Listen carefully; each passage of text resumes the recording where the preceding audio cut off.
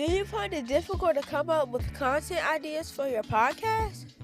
Or perhaps you've gotten stuck during an interview with a guest where you just have nothing to ask anymore? Try Pod Deck today.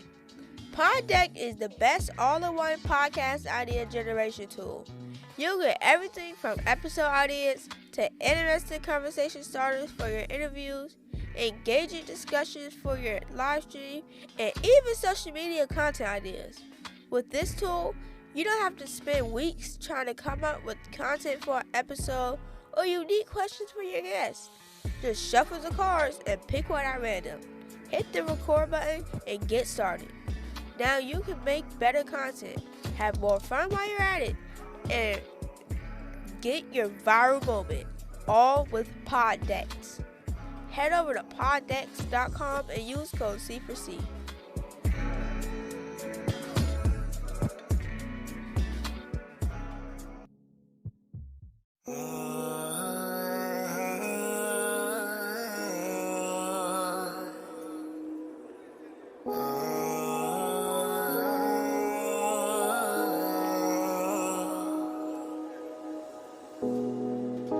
The Lord is my shepherd, I shall not want, I shall not want. The Lord is my shepherd, I shall not want.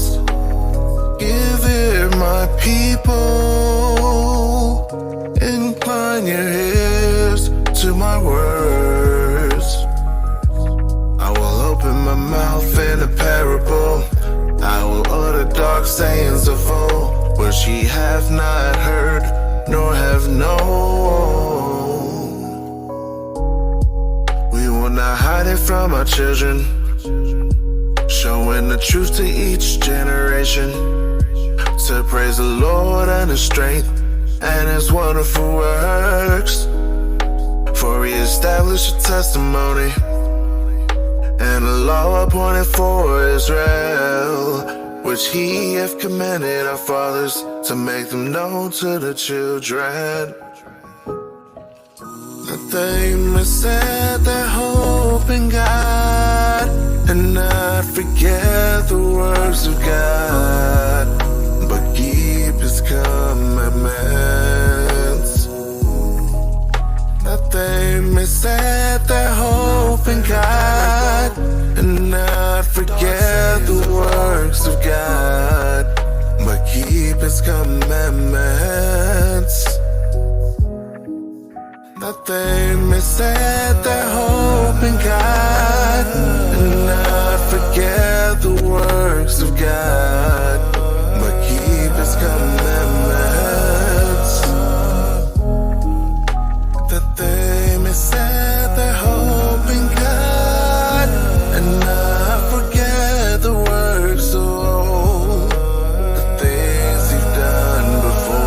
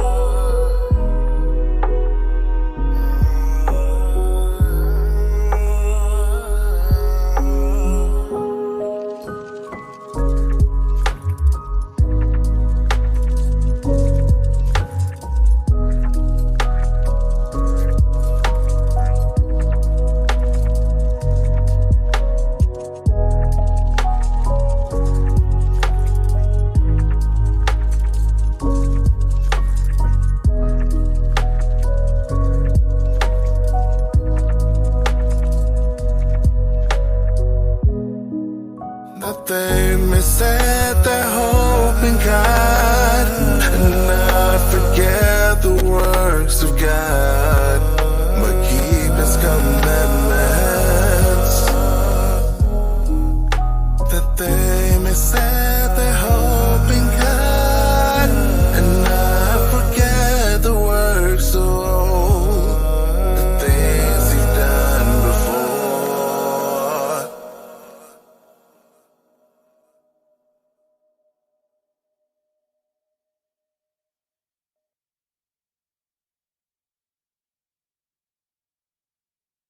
You are now listening to The Forefront Radio, where we discuss history, the Bible, the history of the Israelites, science, and other matters. Bring it out. The history of the blacks, Hispanics, and Native Americans as it relates to the Bible. Who were you prior to slavery? Who were you prior to colonization? These answers and more can be seen and heard as you listen to The Forefront Radio.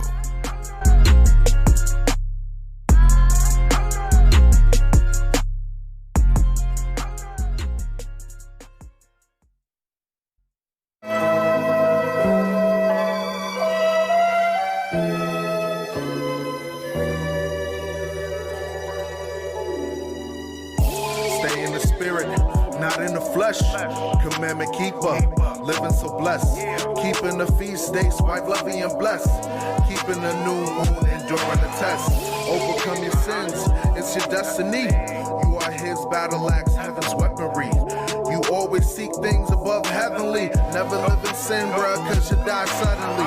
When I learn the truth, I got myself together. Examine myself through the stormy weather. Sirach chapter 2, constantly endure. Overcome temptations, live your life pure. Be strong in the Lord when you live in a lower state. Take cheerfully, put a smile upon your face. Understand His grace, periods to flee the evils of this wicked place. Truth in the Bible ain't a game. Spirit of truth, fire and the flame. Give me the strength like umbrellas in the rain. Give me the strength like we breaking all these chains. Give me the strength all through all this pain. Please take care of you. Want to take care of mine and keep you close. Let's do this. Close to heaven. Welcome. I am Afia Levi, the host of the Forefront Radio. We have Jen with us in this clubhouse discussion. We were going to wait for a couple of more people to join in, but I guess we could just start off with the discussion. The discussion for today, before we start off, I want to let everyone know that this is a clubhouse discussion, as well as it'll be recorded for a podcast for our 30-day content creators of color, as well as the Forefront Radio itself. Jen, could you, if you would, introduce yourself, please? Yes, good evening. This is Jen. I'm the host of Woke by Accident podcast.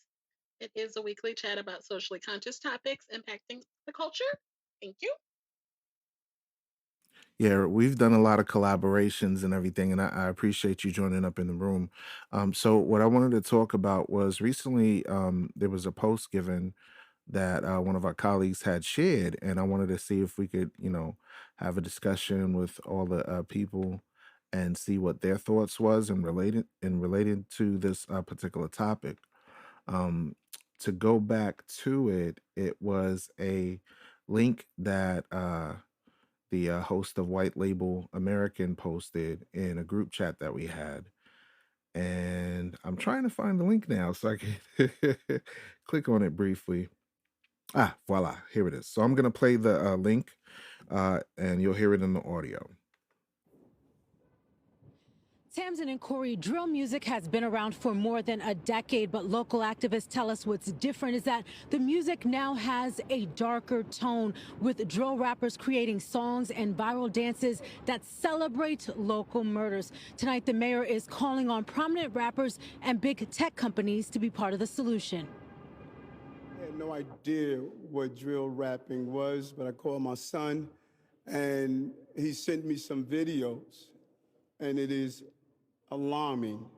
A gritty form of rap with songs and viral dances made to celebrate local murders. The violence is infused in the music. 2 drill rappers have been murdered in New York City so far this month. The story of 18-year-old Jaquan McKinley, known as Psyche, brought Mayor Eric Adams to tears Thursday. The story of Jaquan breaks my heart. His story tests my spirit. McKinley was shot and killed, leaving a recording studio in Bed-Stuy Sunday morning. On February 1st, 22-year-old Tajay Dobson, known as T. Wu, was killed in a drive-by shooting in Canarsie, just hours after securing a record deal. There have been lately a number of shootings of known rappers, some very known with good careers right in front of them.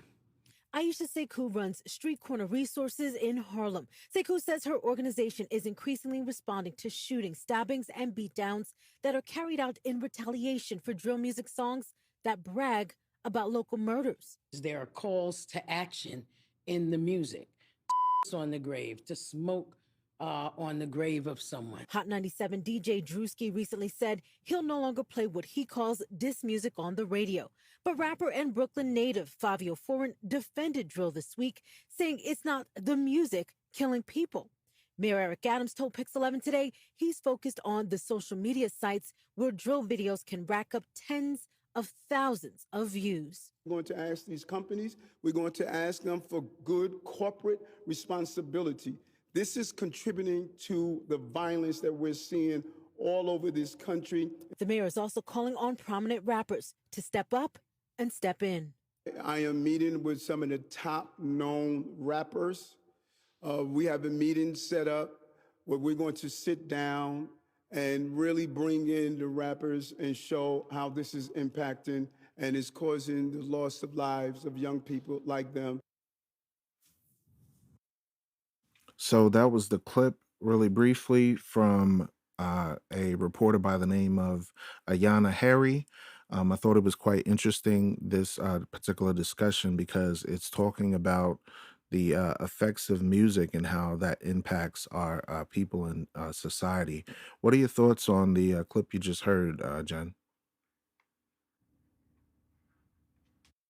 Yeah, so it's really sad what's going on. I was just watching a program on TV One about the death of the young lady's name was Hadea Pendleton, and I guess her death back in 2013 was prominent because it happened under Obama's administration, and she died like I guess a block away from their home or something like that. And it turns out that the young men responsible for her death were a part of a gang, and they used the term, we were running drills or what have you. And so that clicked when I saw that clip, because I've heard of that type of music, and I guess it's clicking in my mind that that's drill music, like King Von and Keith. I've heard of that music, and so it's just sad that so many people are dying. Even the artists like King Von, died so young and so talented. But if you look at the lyrics and what he was involved in, so that's a larger discussion. But I'm very familiar with what's going on and what's impacting our young people, definitely. So, I'm 36 and I feel like an old man because back in the day, I used to listen to Tupac, Biggie, Nas, DMX. While they did have certain lyrics that were, not conducive to a positive direction for society, people weren't going around killing each other. They weren't going around doing stuff like that, So I'm looking at the definition of drill music on Google. I popped it up on Wikipedia, and it says drill music is a style of trap music defined by its dark, violent, and nihilistic lyrical content, an ominous trap influence beat.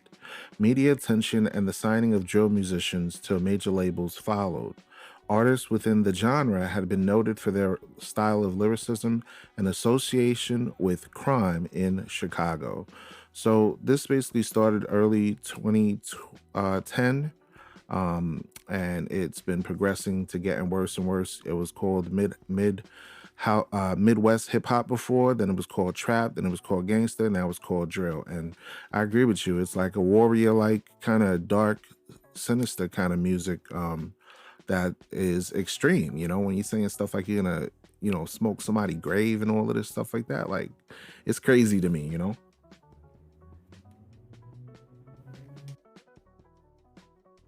Right. It is. But that term like running drills, well, in this program I saw, like, I guess in the gang culture, like to go shoot up a rival gang side is like running a drill.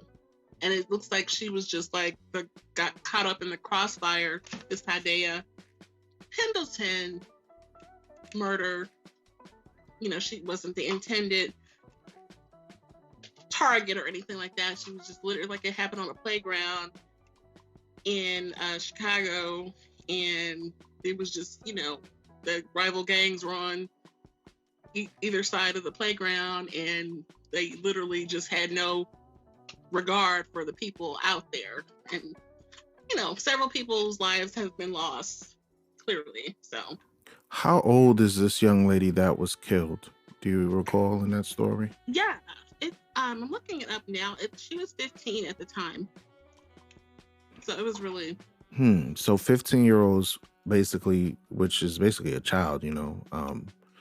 That's really sad, man. That's really sad. I'm yes. I'm sorry for the family that they had to experience the loss of a child. With that being said, we were in a discussion earlier today, and some people think that music doesn't have influence on people's mind and their psyche. What do you think about that? Do you think music has an impact on people's mind? So in this case, if you have to look at the lyrics, and you need, like you said, or like a lot of people say, guns don't kill people, people kill people, and things like that.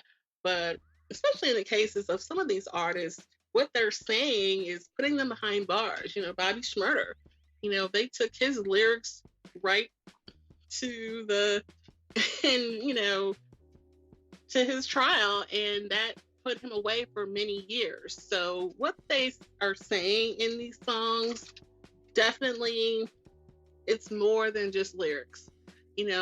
Especially when there's this beef going on with different crews or different individuals, and a lot of it points to real events and things like that. And so you can't just say that, oh, it's just a song.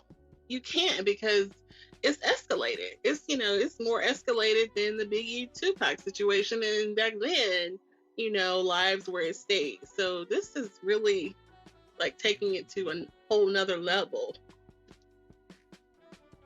I agree with that wholeheartedly, Jen, because when you think about it, even in, how they say death and life is in the power of the tongue, right? Whatever you say has impact, whether it's positive or whether it has negative connotations. There's a saying in the Bible in 1 Corinthians 15:33 that says, don't be deceived. Like, we shouldn't walk around lying to ourselves, which is what I believe people do when they say stuff like music doesn't impact people, people kill people. Yes, the people kill people, but what is it that's being communicated to the minds of people, causing them to want to be violent, right? So it says, be not deceived. Evil communication corrupt good manners. So my thought process is, if you hear the music and the lyrics have a negative, like, music has always had influence. When you think about your childhood, of how you learned something as basic as the alphabet, right? You learned it through music. Even now to this day, the same music that you sing Twinkle Twinkle Little Star is the same song for the alphabet.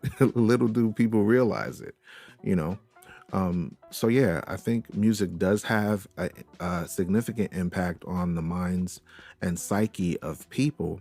And what's funny is, I remember I was getting some pushback when I mentioned that, because some people were having that same notion of, oh, it's just people that have bad intentions in their mind and stuff like that. I found an article dated today, actually, that was updated at 7:05 a.m. this morning by the New York Post. And if I may, I'll touch on it briefly, and if you want, we could discuss it. The title is called Inside Drill Rap: The ultra violent genre NYC mayors wants to shut down. So now it's going into the discussion provided by Michael Kaplan and Brad Hamilton. This is from the NewYorkPost.com, dated February 16th, 2022. And it states this: drill rap songs are #1 with a bullet. Just the very first sentence alone, you're just like, oh, they coming for the smoke. Drill rap songs are #1 with a bullet. And that's terrifying in New York City Mayor Eric Adams' cops and victims of the genre's sometimes trigger-happy rappers who glorify killing in their songs and are quick to reach for guns to settle disputes. Adams' call to ban drill rap videos from social media following the murder of a rapper, Jaquan McKinley, an 18-year-old who performed under the name Chill Wivets, I guess that's what it is, Chai Wivets, and was shot dead in an ambush last week outside a recording studio in Bed-Stuy, has put the music under intense scrutiny. Drill rappers are surging in popularity partly due to their flashy videos, which depict young thugs who wield handguns, splash around money, and smoke blunts, and have no problem blasting their rivals. What are your thoughts on that, Jen? Yeah, so that's, describing what it is. And I did hear about that artist, not necessarily familiar with the music, but I did hear about that murder and that the mayor had spoke out about it. I mean, yeah, something has to be done, so I, feel, I agree that the mayor, should say something to the community about it, because, I mean, especially in Chicago, so the murder rate is so high, and this is, a significant factor. More conversations need to be had about this, clearly. So in the next part of the article, it says that it's deadlier than just aggressive videos. Brooklyn District Attorney Eric Gonzalez told Fox News, we've had a number of shootings in Brooklyn recently that are directly related to drill rap. The rappers appear on Facebook Live and Instagram Live, and they're taunting their rivals in the rival gang's territory, saying, "We're here, come get us. If we see you, we're going to shoot." So what do you think is solutions to this? And do you think that this is truly more psychological warfare that's going on? When you say psychological warfare, I guess I'm not familiar with that term so much. So when you think of psyche, that's dealing with your mind, okay? And when you think of war, that's referring to battle, that's referring to strategic military force, right? So there's a correlation between music and psychological warfare, meaning there's a way where people use music to impact your mind.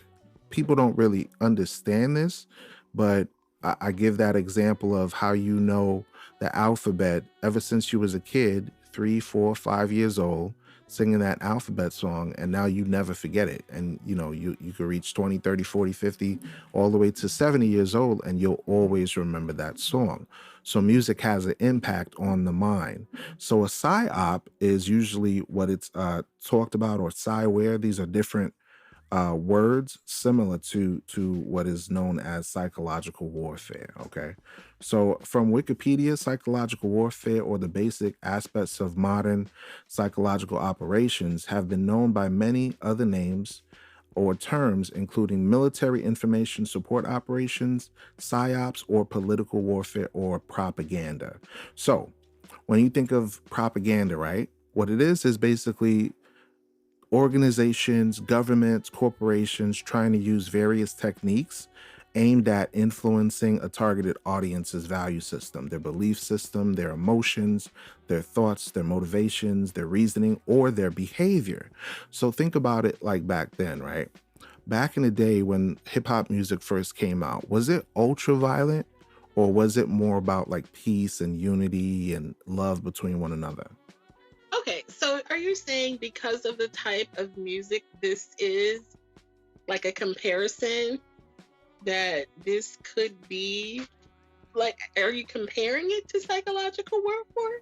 Yes, exactly. That's exactly the purpose of me creating this room, because I want to prove that music can be used for psychological warfare. You see what I'm saying? So that's why the title is called Drill Music, Psych Warfare, and the Mayor.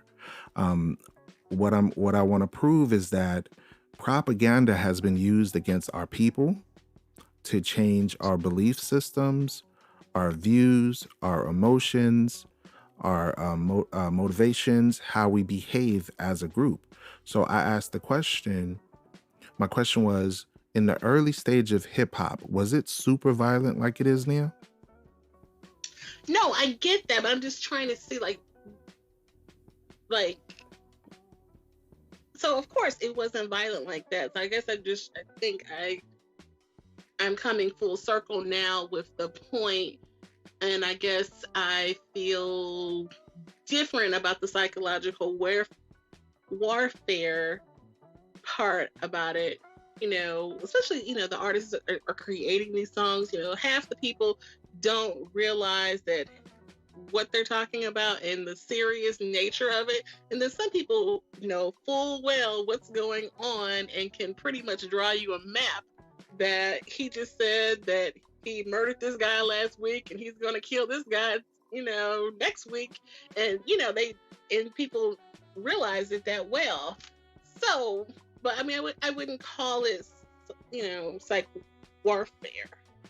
I'm glad that you have that opinion, because now what I want to do is prove that the United States, as well as the corporations that are involved with the music industry, are fully aware of how to use music to manipulate the minds of people. Hence, I tried to give that progression of the early stages of hip hop.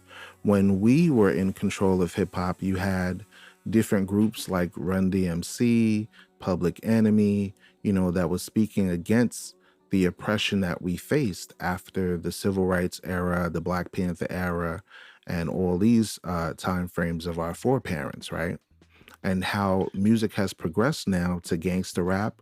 Who had influence on doing that? It was the corporations, the Def Jams, the Bad Boys, the Universal, all of these companies that popularized music that was going on in our community that we call gangster rap. You see what I'm saying? So because they were When investing, you say Mhm.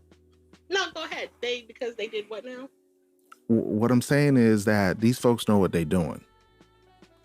They know what they're doing. They know how to popularize a particular segment in society that's negative to cause it to be popular throughout the masses for the sole purpose of affecting their mind, body, and spirit. Okay, like I'll give an example.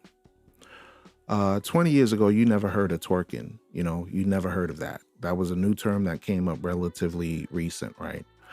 They had music geared towards overly sexualizing our women. Our women were very conservatives in the 50s and the 60s, in the 70s and 80s. But going into the 90s and forward, you had booty-based music, you had trap music, you had bass and sound, you had all these different music genres popping up, over-sexualizing our women, right? Changing them from being morally good women to now what we called thought culture or WAP culture. You see what I'm saying? So now on the man's perspective, when you look at the early stages of music, and I'm familiar with this because I love music. I used to be involved in doing radio shows and all of that stuff, right? Doing talent shows, doing tours all over Miami, right? Initially, the music was about uplifting the people, getting them out of oppression, unity, all of that. And then slowly over time, it was like, nah, let's just give them some gangster rap. Let's sprinkle some violence in there so they could redirect their anger instead of to the real threat that of those that have been impacting them to those that are now their own kind, their own people. You see what I'm saying? Okay, so the artist is creating this music themselves. Like in their world, this is their reality. You know what I mean? Just like Tupac, this is my reality. When at that time people were like, oh my God, I can't believe Tupac's saying those things. But that was his reality. King Von, the things he was saying, that was his reality. You know what I mean? Like, as violent as it is, that's what these young guys are going through. As violent as it is, it's their truth. So how can it be a corporation if it's their truth?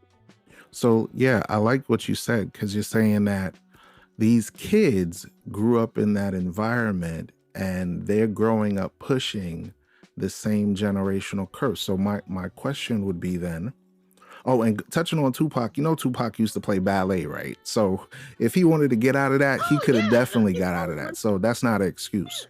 To me, there's no excuse. If you know that certain things are violent and extreme and cause harm to your people, you glorifying that does not justify your actions. Just because you're writing down in a book, oh, this is what I see going on, or you want to do something, half of them be actors. Half of them don't even do what the stuff that they say. You understand what I'm saying? Like the ones that are actually gang members. Like, look how many, wealthy and rich rappers are toting their gang affiliation to the day, they die. We won't even have to count them or say their names. Like, they're just not going to let that go because that's a part of who they are. For whichever reason, they don't want to let that go. And so that's their truth. No, that's the lie that they've received from society. See, what we'd like to do is try to analyze with statistical data, logical information, and not attach like emotional involvement. If that's their truth, if that's how they feel, that doesn't negate that prior to them coming on the scene, because this started in the early 2010s, right? Prior to that type of music coming up, you had the 90s music with the gangster rap. Okay, so there was influence that happened to these children to cause them to perpetuate that particular cycle, whether it's poverty, whether it's poor education, whether it's psychological distress due to oppression, not having employment. All these different factors relate to why it's their quote unquote truth. So now I have an article real quick talking about the relationship between music as a tool for psychological warfare. And this is on Wikipedia. Real quick, I'll go over it briefly. It's called Music in Psychological Operations. Music can be used as a tool of psychological warfare. The term music torture is sometimes used to describe the practice. While it is acknowledged by the United States interrogation experts to cause discomfort, it has been well characterized as having no quote unquote long-term effects. But we're going to find out that this is capping, right? So they're saying that music has been used to affect people's mind. Now watch this. It says music and sound have been usually used as a part of a combination of interrogation methods, today recognized by international bodies as amounting to torture, attacking all senses, without leaving any visible traces. They have formed the basis of the widely discussed torture in Guantanamo Bay and Abu Ghraib. They were, however, devised much earlier in the 1950s and 1960s as a way to counter so-called Soviet brainwashing. Methods of noise torture or sound torture, which include the continuous playing of music or noise, have been paired with sensory deprivation, sleep deprivation, food and drink deprivation, and stress positions. So now, think about this article, and now think about our communities. Do our communities suffer from psychological stress? Yes. Do they suffer from post-traumatic slave syndrome? Yes. Do they suffer from being constantly given a form of music that has been brainwashing them to perpetuate violence? Yes. So now we have an article here basically stating that the governments already knew about this to be fact. You see what I'm saying? That music was used as a means to to destroy the minds of people. So I'm going to give you some examples. Here are some instances of use.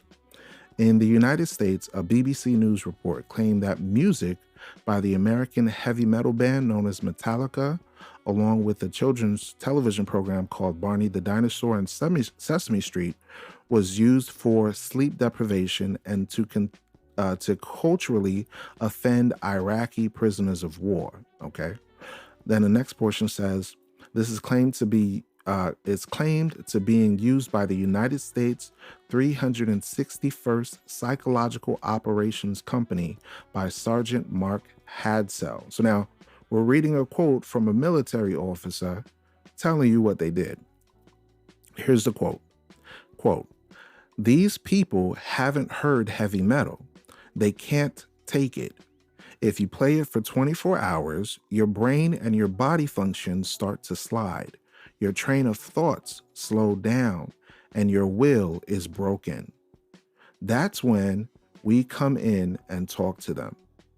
So in this instance, you see that this military officer is saying that that was just for 24 hours, that they used heavy music to brainwash people in order to interrogate them. This was known as music torture. Here's another example. In the War on Terror, the United States used songs like The Real Slim Shady by Eminem, the Meow Mix theme song, and Fuck Your God by Deicide to torture. Here's another section. When the United States invaded Panama in December of 1989, Manuel Noriega took refuge in the Holy See's embassy on December 24th, which was immediately surrounded by U.S. troops. After being continually bombarded by hard rock music, including Van Halen's hit song Panama and the Howard Stern Show for several days, Noriega surrendered on January the 3rd, 1990. According to the FBI, witnesses observed sleep deprivation interviews with strobe lights and loud music.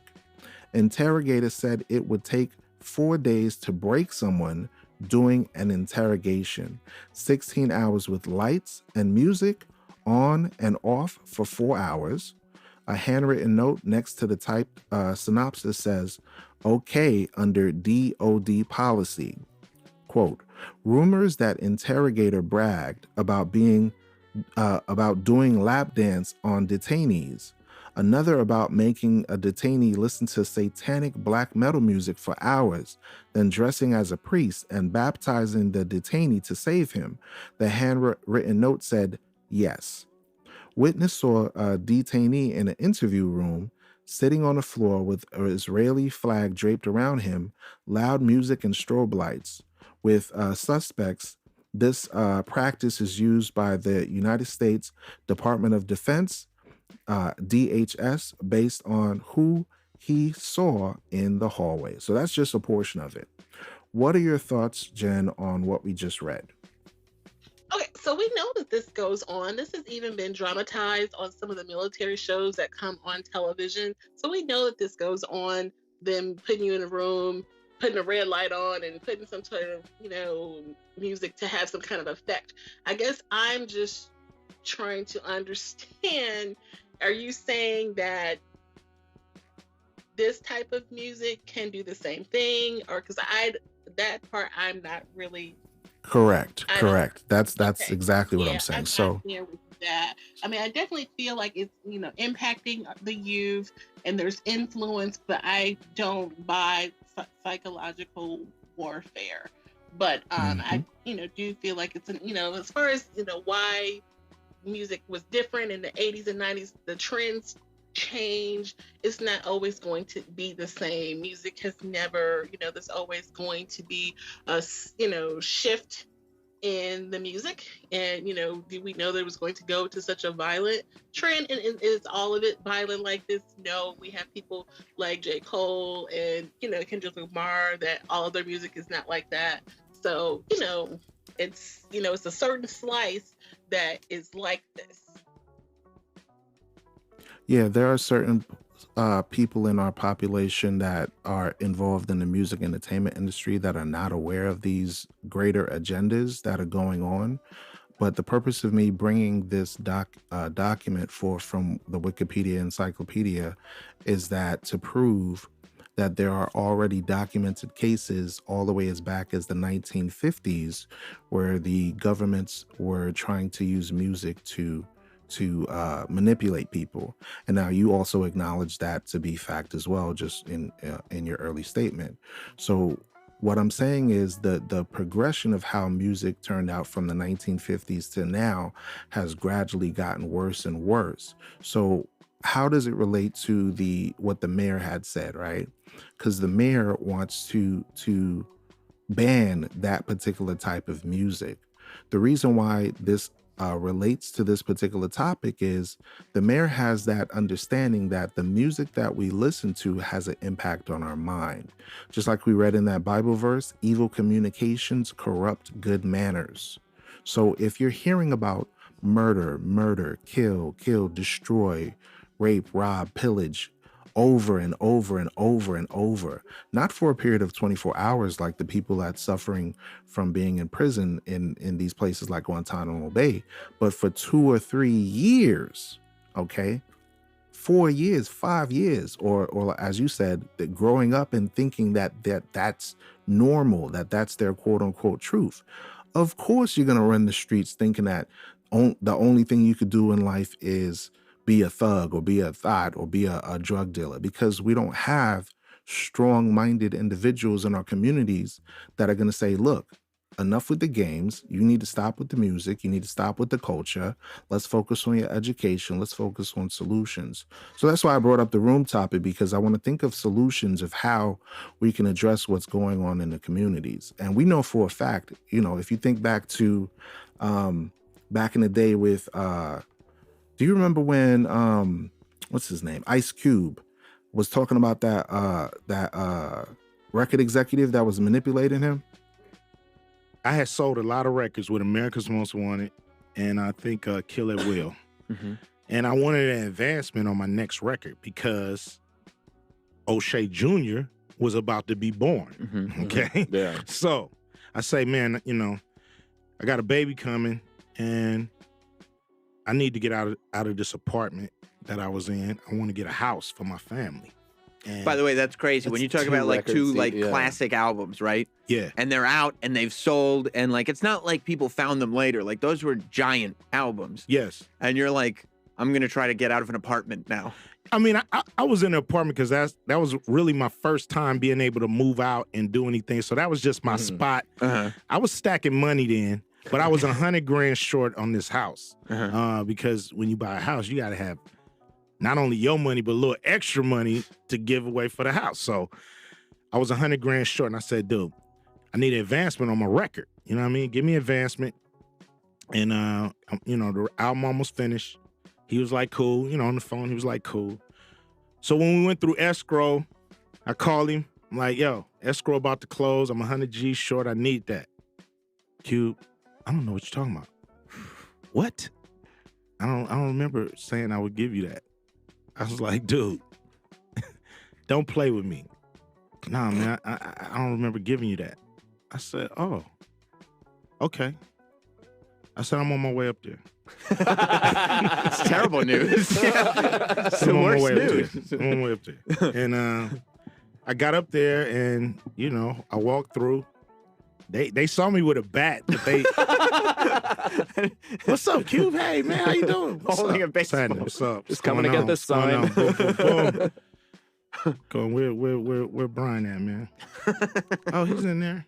So I go in his office. Now I got the lynch mob with me. I got right. JD, T-Bone, Shorty.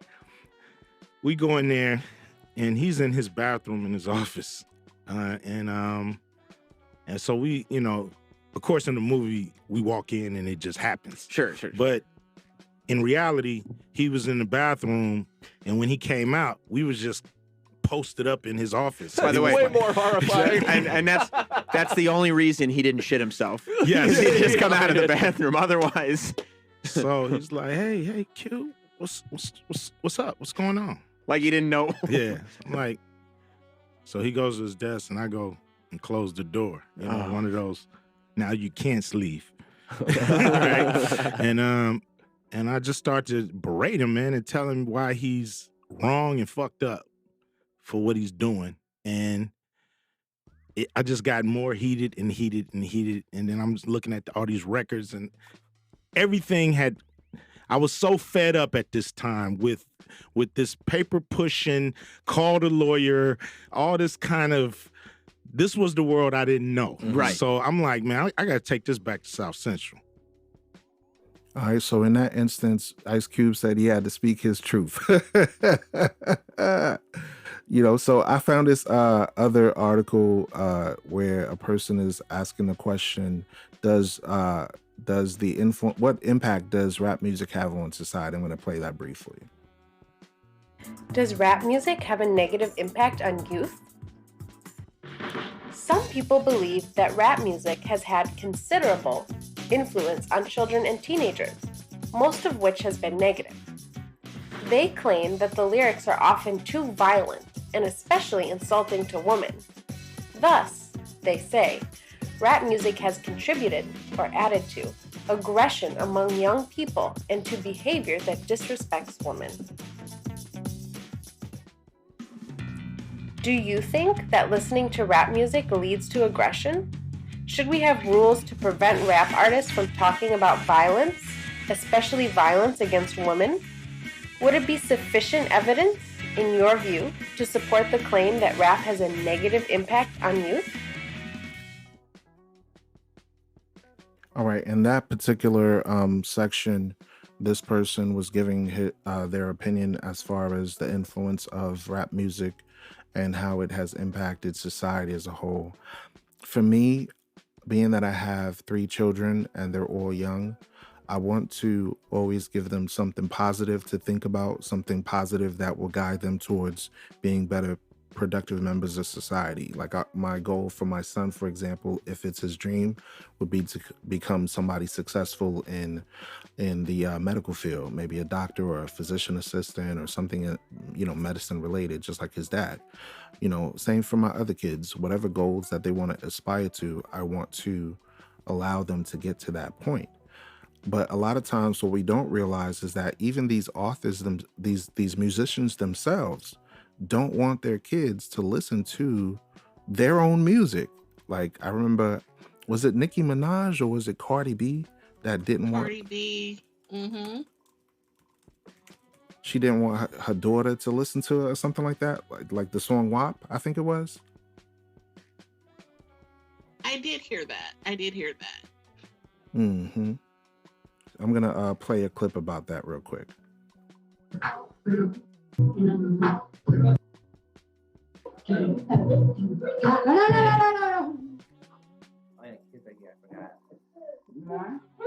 forgot. I'm not giving the damn green pop up. You ready to pot? Just give her the green pop. Cardi B is defending the fact that she does not let her 2-year-old daughter Culture listen to her music. A couple days ago, Rap TV tweeted a clip of Cardi's Instagram Live from August where she turns off her hit WAP after Culture comes into the room. This is the same woman that ended up meeting the President of the United States. We can't really think that this is logical for us to come across a person that made a song about there's holes in this house. Allow her children to listen to that type of music. So psychological warfare is in existence. This woman is retarded. I had to cut the tape. I was like, hold up, wait, cut the tape. The woman said something stupid. Who talks about having sex in front of their kids? That's dumb as hell. But anyways, this is the culture that we have to deal with. This is the thought process of people in society, So the artist herself was like, nah, I ain't letting my kid listen to this WAP song because it's not good for her. But yet she allows your kids, your nieces and nephews to listen to it with no problem because it's going to get her that bank. You understand what I'm saying? And it's like, yo, people look at these people, these celebrities and think that they're role models. They're not. They're just there to make money off of music. That's all. They're not role models. They're not nobody to look up to. Like, they're not. So she said it plain. She's like, this is adult content. This is not for children. But guess what? When you play that song on the radio, you got your kid in the car, you got your niece, you got your nephew in the car, you got your cousin in the car, and they're listening to adult music, which is telling you, going to the point of what we're saying, is that music has an impact on the mind. What are your thoughts on that, Jen, before we end up closing up the room for today?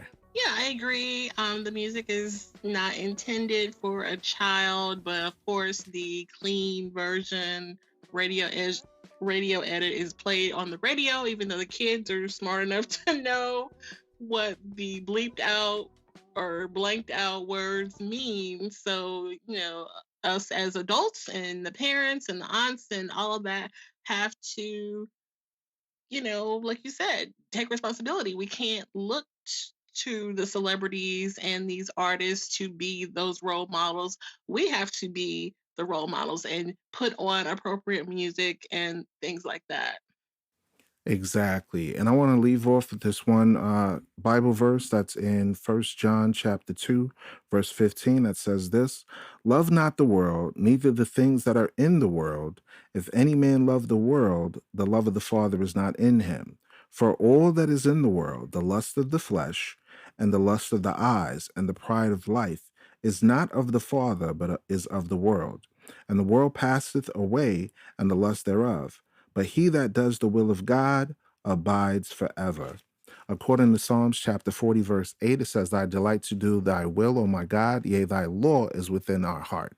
So the purpose of this room, for anyone that wants to listen to this episode, is to encourage our youth, encourage our brethren, our sistren, to have the laws of God in their mind.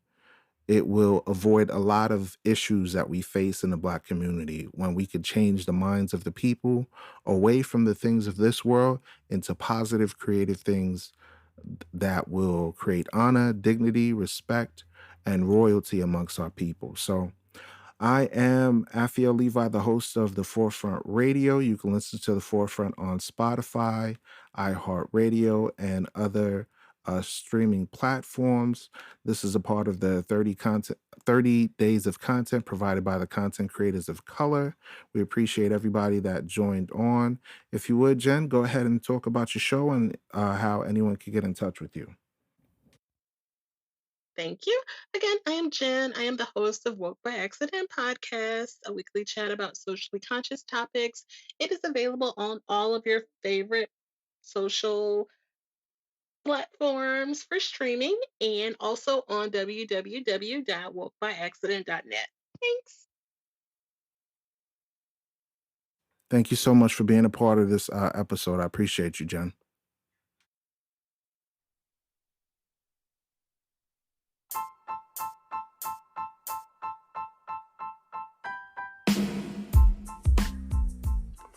Thank you for listening to The Forefront Radio. We now have a Cash App. The link is in the description of the page here on anchor.fm, also on Spotify.